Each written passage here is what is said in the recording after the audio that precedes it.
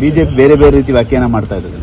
ಅಲ್ಲ, ನಾವು ಅದನ್ನ ಡಬಲ್ ಬೆಂಚಿಗೆ ರಿವ್ಯೂ ಹಾಕೋದಕ್ಕೆ ಮುಖ್ಯಮಂತ್ರಿಗಳು ಆದೇಶ ಮಾಡಿದ್ದಾರೆ. ಅದನ್ನ ರಿವ್ಯೂ ಮಾಡ್ತೀವಿ, ಪೆಟಿಷನ್ ಹಾಕ್ತೀವಿ. ಸಮರ್ಥನೆ ಮಾಡ್ಕೊಂಡು ಎಲ್ಲ ಒಂದು ಕಡೆ ವಿಫಲ ಆಯ್ತು ಅಂತ ಸರ್ಕಾರ ವಿಚಾರದಲ್ಲಿ ಇದೆಲ್ಲ ಆಗ್ತಾ ಇರುತ್ತೆ. ಕೋರ್ಟ್ಗಳು ಆದೇಶಗಳು ಕೊಡ್ತಾ ಇರ್ತಾರೆ. ನಾವು ಅಪೀಲ್ ಹಾಕಲೇಬೇಕಾಗುತ್ತೆ. ನಮಗೆ ತಿಳಿದಂಥ ಕಾರಣಗಳನ್ನು ನಾವು ಕೊಡ್ತೇವೆ. ಡಬಲ್ ಬೆಂಚಲ್ಲಿ ಏನಾಗುತ್ತೆ ನೋಡೋಣ. ಒಬ್ಬರನ್ನ ಓಲೈಕೆ ಮಾಡ್ಲಿಕ್ಕೆ ಹೋಗಿ ಈ ಒಂದು ಡಿಸಿಷನ್ ತಗೊಂಡು ಸರ್ಕಾರ ಅಂತೇಳಿ ಬಿಜೆಪಿ ಟೀಕೆಗಳನ್ನ ಮಾಡ್ತಾ ಇದೆ. ಓಲೈಕೆ ಪ್ರಶ್ನೆ ಬರೋದಿಲ್ಲ. ಈಗ ಹಿಂದೆ ಜಗದೀಶ್ ಶೆಟ್ಟರು ಆದೇಶ ಮಾಡಿದರು ಅವರ ಮುಖ್ಯಮಂತ್ರಿಗಳಿಗೆ. ಅವಾಗ ಯಾರನ್ನು ಓಲೈಕೆ ಮಾಡಿದ್ರು? ಅವರು ಏನೋ RSS ಅಂತ ಹೇಳಿರಲಿಲ್ಲ, ನಾವು RSS ಅಂತ ಏನು ಹೇಳಿಲ್ಲ.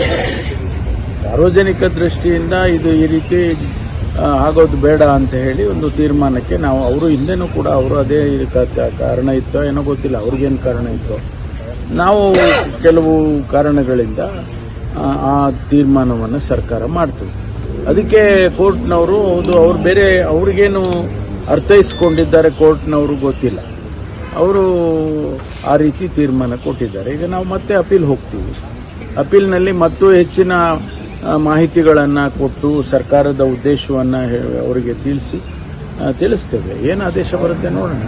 ಈಗ ಸಿದ್ದರಾಮಯ್ಯ ಮತ್ತೆ ಮುಂದುವರಿಬೇಕು ಅನ್ನೋದು ಪತ್ರ ಚಳವಳಿ ಎಲ್ಲ ಶುರುವಾಗಿದೆ. ಅದೆಲ್ಲ ಬಿಡಿಯಪ್ಪ, ಅದರದ್ದೆಲ್ಲ